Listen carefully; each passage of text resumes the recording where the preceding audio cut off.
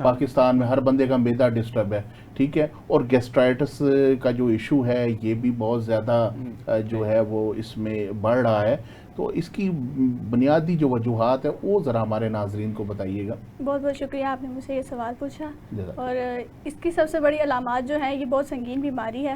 अगर हम इसका इलाज वक्त पे ना करें तो ये हमारे लिए संगीन बीमारी हो जाती है। ठीक है। इसकी जो मेन वाला अलामात हैं, पहले तो बदहज़मी होती है, सीने में जलन होती है, अफारा बन जाता है और वॉमिटिंग फील होती है। अच्छा, इसके अंदर यानी अफारा और वॉमिटिंग जो होता है, बाज़ आप देखें ना लोगों के होते हैं उनका दिल मतली मतली होना शुरू हो जाता है, ठीक है। तो इसमें ये जो अफारा वगैरह बनता है ये ज़्यादा बुनियादी तौर पर किस उम्र में ज़्यादा होता है? देखिए, ये मुख्तलिफ किस्म में होता है। ज़्यादातर तो ये अडल्ट्स में होता है, ये बड़े लोगों में होता है, क्योंकि बच्चों में इतनी तेज़ाबियत का इशू नहीं होता। बड़े लोग जो हैं वो ज़्यादा ग़िज़ाइयत वाली चीज़ें खाते हैं, चटपटी चीज़ें खाते हैं, ऑयली चीज़ें खाते हैं, फ्राइड चीज़ें होंगी, जिस वजह से जो उनका मेज़ा है वो डिस्टर्ब हो जाता है। और इसलिए ये जो ज़्यादा मसला होता है इनकी लाइफस्टाइल की चेंजिंग्स और खुराक की चेंजिंग की वजह से होता है। ठीक है। आजकल जो अडल्ट्स हैं वो जंक फूड यूज़ करते हैं, जिस वजह से उनको ये मसला आ रहा है गैस्ट्राइटिस। बिल्कुल सही है। अच्छा, जैसे इन्होंने बताया ना ग़िज़ा के वाले से, इसको भी हम साथ साथ डिस्कस करते रहेंगे। अब ये बताएं कि बड़ों के ऊपर तो हुआ, बच्चे जो होते हैं आजकल के, आप उनके वो देखें कि उनकी जो है माएँ जो होती हैं, ज़रा माँ ने उसका ज़रा करना ना, आजकल तो खैर बाप भी वो बच्चे को गोद में उठाते चीज़ें दिखा देते हैं। तो बच्चे जिस तरह की खा रहे हैं, सिलेंटियाँ, पापड़, ये भी बिल्कुल ये कर सकते हैं। बिल्कुल वजह ये, और बच्चों में इसकी वजह ही है, मेन वजह ये है। और बच्चों में बल्कि अब चूंकि बच्चा नाजुक है, बिल्कुल सही, तो इस तरह की चीज़ें उसको खिलाना उसके लिए जुल्म है उसके साथ, बच्चे के साथ। वो तो ना समझ है ना, उसको तो नहीं पता। बिल्कुल सही। तो ये बड़ी मेन वजह है, बहुत बड़ी वजह है कि बच्चों में भी आजकल इसके इश्यूज आ रहे हैं और ज़्यादा आ रहे हैं। बिल्कुल सही है, अब ज़्यादा, बिल्कुल सही है। और ये जो बड़े जो हैं, ये आपने जैसे प्रोग्राम के शुरू में बताया कि इनका लाइफस्टाइल ठीक नहीं है और मामलात हैं, तो इसमें आप क्या ये चीज़ नहीं समझते कि बुनियादी जो इसकी वजूहात हैं वो ये है कि वो प्रॉपर वक्त के ऊपर खुराक नहीं खाते? बिल्कुल ऐसे ही, या इस तरह से कोई मामला आता है? बिल्कुल ऐसा ही, बिल्कुल। हमारी बॉडी के अंदर एक बायोलॉजिकल क्लॉक है। अच्छा, ठीक है।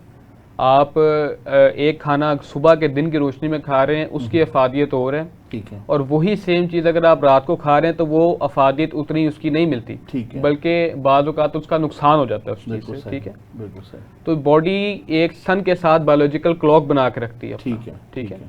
तो इसी तरह नेचर के जितना आप करीब रहेंगे, आप जिस तरह अल्लाह के नबी हज़रत मोहम्मद सल्लल्लाहु अलैहि वसल्लम ने आपको जो लाइफस्टाइल उनका था, बिल्कुल सही है, वो नमूना है ना हमारे लिए, सही है जी, वो तो रोल मॉडल है आपके लिए। तो जिस तरह का लाइफस्टाइल उनका था, अगर वो फॉलो किया जाए तो फिर तो इशू कोई नहीं, बिल्कुल सही, फिर कोई इशू नहीं। बिल्कुल सही। लेकिन अगर आप नेचर से, फितरत से हटेंगे तो फिर जारी बात है, इशू है, हर चीज़ में इशू। बिल्कुल सही है, बहुत आपने अच्छी बात की है कि ज़ाहिर सी बात है कि रसूलुल्लाह सल्लल्लाहु अलैहि वसल्लम की जो तर्ज ज़िंदगी है वो हमारे लिए एक बेहतरीन नमूना है और उसके ऊपर हम अमल करके जो है वो बेहतरीन ज़िंदगी गुजार सकते हैं। अच्छा, ये बताइए कि रमज़ानुल मुबारक का महीना चल रहा है, जब ये मसले मसाइल होते हैं स्पेशली मैदे के, और मैदे में सबसे बुनियादी है गैस्ट्राइटिस, तो गैस्ट्राइटिस इशू में लोगों के जो मैदे होते हैं ये अमूमन डिस्टर्ब हो जाते हैं। अच्छा, उसमें लोग जो होते हैं वो भी एक तरीके से नहीं वो खाते, ठीक है, यानी सारा दिन तो वो भूखे रहेंगे, ठीक है, और जब आता है तो वो तबाही फेर देते हैं कि मैदा भी हाथ जोड़ जाता है। बिल्कुल, ठीक है। तो इसमें आप क्या कहते हैं कि ये जो खाते हैं मैदे के मसाइल क्यों लोगों को रमज़ान में ज़्यादा इनको लाहक होते हैं? रमज़ान में ज़्यादा इसलिए है क्योंकि जब आप फास्टिंग में होते हैं ना, जब आप एक फास्टिंग कंडीशन में आप रोज़ा रखा हुआ, आपने सारा दिन कुछ नहीं खाया, कुछ नहीं पिया, तो आपकी बॉडी आपके टॉक्सिक मटेरियल्स और आपके जो जिस्म के फासिद मादे हैं उनको निकालने के काम पे लग जाती है। ठीक है।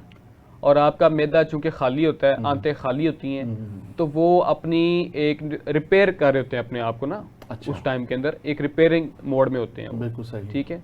तो उनकी वो एक सॉफ्टनेस क्रिएट हो जाती है, एक म्यूकोजल लेयर से बनाते हैं अपने ऊपर। लेकिन जब आप जैसे ही आप इफ्तार हुआ और आपने इस तरह की चीज़ें, पकोड़े, समोसे, दूध, सारा कुछ एक बार उंडेल दिया उस पर, बिल्कुल सही है, तो वो तो फास्टिंग समझे आपने, उसका जो फायदा था बजाय फायदे के वो नुकसान में चला गया ना, वो तो नुकसान में चला गया। बिल्कुल सही, ठीक है ना।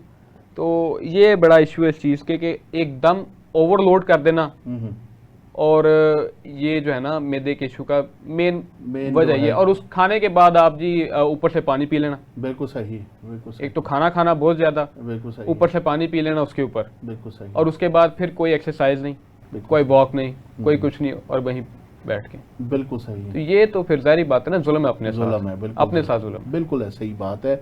अच्छा तबीबा साहब ये बताइएगा, जैसे इन्होंने बताया है कि हमें फास्टिंग के ऊपर जो है वो रहना चाहिए, और उन्होंने सबसे बड़ी जो आला मिसाल हज़रत मोहम्मद मुस्तफ़ा सल्लल्लाहु अलैहि वसल्लम की, बल्कि सरकार दो आलम सल्लल्लाहु अलैहि वसल्लम की तो तर्ज़ ज़िंदगी इस तरह से थी कि आपने अपनी पूरी ज़िंदगी में कभी 2 वक्त का खाना खाया ही नहीं। आप 1 वक्त का खाना खाते थे, और वो भी मिलता था तो खा लेते थे। पूछते थे कुछ है खाने को तो दे दो, तो खा लेते थे। और पूछते थे कुछ खाने को है, को जो नहीं है तो फरमाते थे आज मैं रोज़ा रखूँगा, आज मेरा रोज़ा है। तो उनका तर्ज़ ज़िंदगी के ऊपर तो हम चले तो वो अल्लाह के वली बन जाए। अब ये बताइएगा, जैसे इन्होंने ये सारी चीज़ें बताई हैं, तो जो ख़वातीन होती हैं हमारी, ठीक है, उनके साथ भी इस तरह से मसाइल होते हैं क्या कि बंदे मर्द ही बदपरहेज़ी करते हैं कि औरतें नहीं करती? नहीं नहीं, ऐसी बात नहीं है, औरतें भी बदपरहेज़ी करती हैं, लेकिन औरतों में ज़्यादा गैस्ट्राइटिस का इशू बहुत कम होता है। अच्छा। औरतों में तेज़ाबियत तब बढ़ती है जब हमल के दौरान होती है। अच्छा, ठीक है। उसमें हमल के दौरान तेज़ाबियत ज़्यादा बढ़ जाती है, लेकिन अमूमी तौर पर नहीं होती है, ये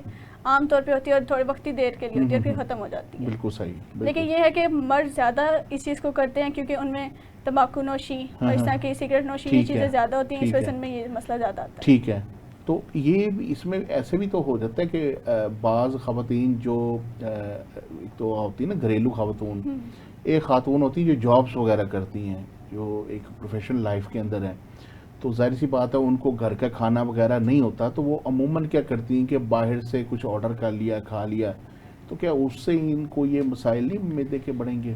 देखिए, जो बाहर की जाहिर सी बात है, आप लोगों ने अपने टाइम पे खाना नहीं खाना, और जो बाहर का खाना खाना वो तो आपके लिए नुकसानदेह होगा। बिल्कुल सही है। और ये है कि अगर जब आप ज़्यादा वो जंक फूड बाहर से खाना स्टार्ट कर देंगे तो आपकी जाहिर सी बात है, मेरे को जो आपका मैदा है वो उस चीज़ पे रिलाई ही नहीं करेगा। जो आपने खाना स्टार्ट किया था वो आपकी रूटीन खत्म हो गई है। बिल्कुल सही है। मैदा आपसे वही चीज़ मांगेगा जो आप उसको दे रहे हैं। बिल्कुल सही। तो जब वो चीज़ अंदर जाएगी तो वो मैदे को ख़राब करेगी। तो जाहिर सी बात है, मैदे इसके अलावा भी फिर वो और बीमारियों का सबब बनेगी, सिर्फ गैस्ट्राइटिस का इशू नहीं बन जाएगा, फिर और भी मसले बन जाएंगे। बिल्कुल सही। जो गैस्ट्राइटिस है वो फिर अल्सर की तरफ चला जाएगा। बिल्कुल सही। वो क्रोनिक हो जाएगी। ऐसे ही, बिल्कुल सही है। अच्छा फराज भाई, ये बताइएगा कि बाज़ लोग जो होते हैं ना, वो सहरी इस तरह से करते हैं कि वो कहते हैं कि हम ना एक ही दफ़ा 3-3 पराठे खा लें। अच्छा खासा वो अपने आप को ना जुल्म अपने ऊपर डाल रहे होते हैं कि जी हमने 3 पराठे खा लिए, तो अब हम जो है ना वो रात शाम तक जब तक अफ्तारी का टाइम नहीं होता तो हमारा जो है मामला सेट रहेगा। ठीक है। एक तो ये, क्योंकि इसकी मैं आपको बताता हूँ कि ऊँट जो होता है ना, ऊँट खाता है, वो पानी पीता है तो 7 दिन अपने अंदर स्टोर रखता है, तो अपने आप को ना ऊँट ही समझते हैं। इसके अंदर थोड़ा सा हमारे नाजरीन को ये बताइएगा कि ये कितना सेहत के लिए नुकसानदेह है, और अगर फ़ायदेमंद है तो वो भी बता दें। नहीं, फ़ायदेमंद तो बिल्कुल भी नहीं ना। बिल्कुल सही है। नबी पाक सल्लल्लाहु अलैहि वसल्लम ने फरमाया कि सबसे बुरा बर्तन जिसको इंसान भरता है वो पेट है। ठीक है ना, ऐसी। तो ये जो उनका तर्ज़ ज़िंदगी था, जो उनका तरीक़ाकार था, वो ये था कि भूख का खाना जब खाना है तो भूख रख के खाना है। बिल्कुल सही। ठीक है। ये कर लेना कि बिल्कुल ओवरलोड कर लेना, तो वो आपके मैदे के जो स्फिंक्टर्स हैं उनको भी जो है ना वो लूज कर देता है। बात बिल्कुल सही है। बाद का ऐसे अपहारात होता है, मुंह की तरफ से वॉमिटिंग की तरह शुरू होता है, पानी की ऊपर आती है। ये चीज़ आपको जो है ना एसोफेजाइटिस आपके, क्योंकि मैदा आपका जो है ना वो उसके अंदर इस तरह के एंजाइम्स और इस तरह के एसिड्स मौजूद हैं, गैस्ट्रिक जूस इस तरह का मौजूद है जो कि प्रोटीन और इस तरह से बनी हुई चीज़ों को गला छड़ा देता है, खा जाता है उनको। ठीक है। लेकिन आपके गले के अंदर वो चीज़ नहीं है। मैदे के अंदर तो प्रोटेक्टिव के लिए मैकेनिज्म उसका मौजूद है ना, लेकिन आपके गले में नहीं है वो। बिल्कुल सही। जब आप इस तरह ओवरलोड कर लेंगे और वो आपको अगर वॉमिटिंग की कंडीशन इस तरह की होती है, ऊपर आता है, तो वो आपको एसोफेजाइटिस यानी कि आपके एसोफेगस का भी मसला, वो इन्फ्लेमेशन का, गैस्ट्राइटिस के साथ एसोफेजाइटिस का भी मसला बन जाता है। बिल्कुल, वो तो एक उसका मेन पूरा सेट है ना, ऊपर से एसोफेगस से लेके और स्ट्रेल जो होता है अपना रेक्टम तक। बिल्कुल सही है। तो ये तो वही बात है कि जुल्म अपने साथ इंसान करता है। बिल्कुल सही। कि बिल्कुल बहुत ज्यादा अपने आप को इंसान समझें, ऊँट ना समझें। हाँ, ऊँट ना समझे, बिल्कुल सही बात है। ये बिल्कुल बड़ी अच्छी बात की है नाजरीन अपना हकीम साहब ने कि इंसान को मतवाजन ग़िज़ा का इस्तेमाल करना चाहिए। रोज़े का जो मकसद है वो करना चाहिए कि उसका मकसद क्या है। अगर आप उसका अपने मकसद से हट के वो चीज़ करेंगे तो वो तो आपके लिए बजाय फ़ायदे के और नुकसान देगी, और ऐसा रोज़ा रखने का फ़ायदा भी कोई नहीं इंसान को। जो आप उल्टा रोज़ा रखें और 4 रोज़े आपके छोड़ जाएं, तो ये बहुत आपने अच्छा इसमें किया। दूसरा ये भी है कि जब आप ज़्यादा खा लें तो वो इबादत वाला भी कॉन्सेप्ट वो कोई नहीं इतना जी, वो तो बिल्कुल ज़ाहिर बात है कि इसमें अपने नफ्स को मारना है ना,